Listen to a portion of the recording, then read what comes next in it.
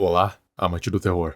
Há muito tempo, lá na província de Gévaudan, por volta de 1764 e 1777, várias pessoas estavam relatando o ataque de algum tipo de criatura misteriosa, pois muitos estavam desaparecendo pouco antes de serem encontrados mortos de uma maneira brutal pela mata, como se algum tipo de animal feroz, furioso e faminto tivesse os encontrado e os devorado.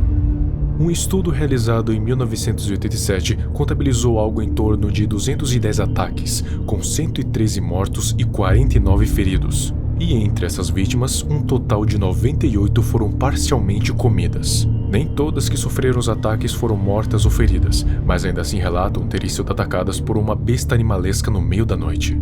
Esses ataques duraram um tempo considerável até que passassem, cerca de 3 anos de ataques ininterruptos que cobriram uma área em torno de 80 a 90 quilômetros. O que quer que era, com certeza aterrorizava e muito os cidadãos de Gévaudan. Mas como naquela época os recursos de caça eram meio limitados comparados hoje, até que capturassem ou matassem o que quer que era, levaria um tempo.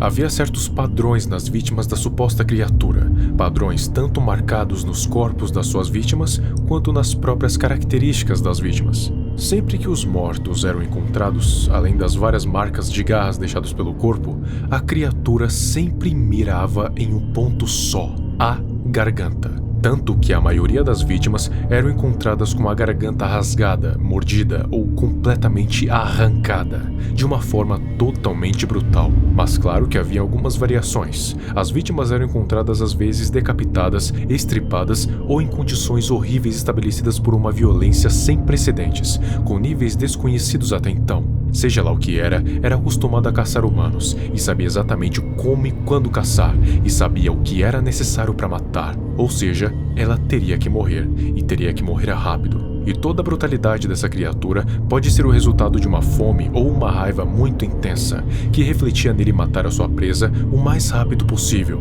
E a forma mais rápida é a brutalidade extrema, sem chance de fugir. Mas claro que, felizmente, nem sempre dava certo, tanto que teve muitos sobreviventes, embora a comparação com o número de mortos seja bem diferente.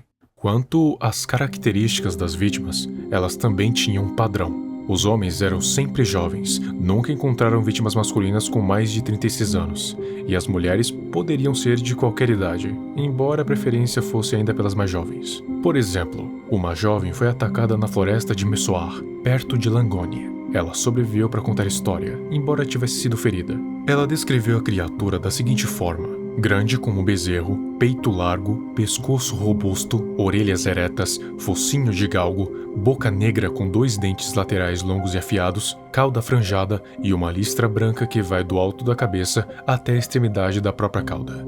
Move-se dando grandes saltos. Ou seja, era algo muito parecido com uma hiena, um lobo ou um cachorro muito grande, algo nesse espectro. Mas só pela descrição não tinha como saber exatamente o que era. Mas ainda tem mais coisa. E, coincidentemente, a primeira vítima tinha 14 anos e foi assassinada perto de Langogne. Seu nome era Jean Bollet e foi assassinada em 30 de junho de 1764.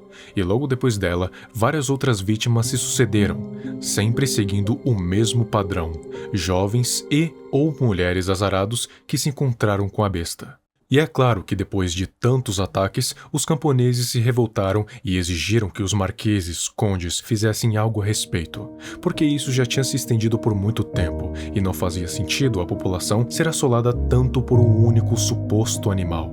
Foi então que diversas recompensas pela cabeça do animal misterioso foram colocadas em diversos cartazes espalhados pela zona de Gévaudan, com a esperança de que algum caçador desse um fim nessa loucura de uma vez. Mas não importa o quanto tentassem, nada dava resultado, pois a criatura parecia conhecer a zona de Gévaudan.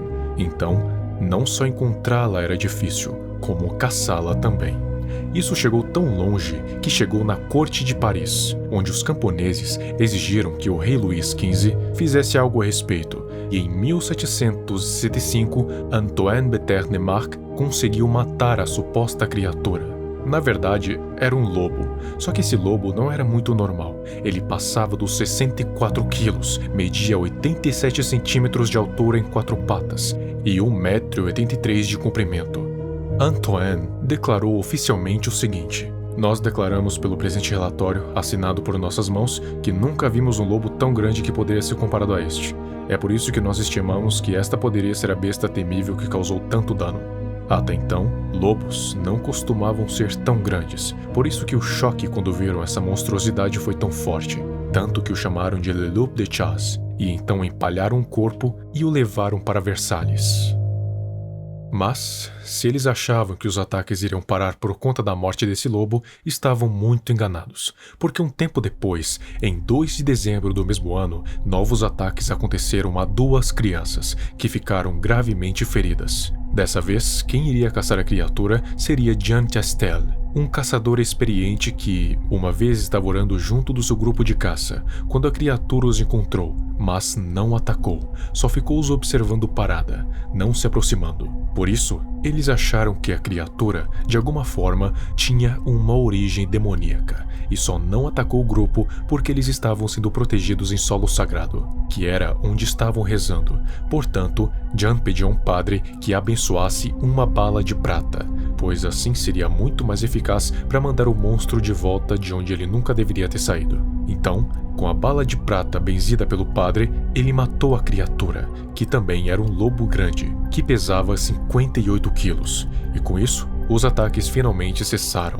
Quando eles abriram o animal, viram que dentro do estômago dele tinha restos humanos, ou seja, ele realmente vinha se alimentando de humanos, e não fazia pouco tempo. Com isso, concluíram que aquele lobo era na verdade um loup-garou, ou seja, um lobisomem, e esse ficou marcado como o primeiro registro de caça-lobisomens da história. Claro que não há como provar se eram realmente lobisomens, lobos gigantes ou alguma outra espécie extinta de um animal exótico, mas de qualquer forma, o massacre realmente aconteceu, deixando centenas de mortos, assim fazendo a criatura ser conhecida como a Besta de Gévaudan, o lobisomem real.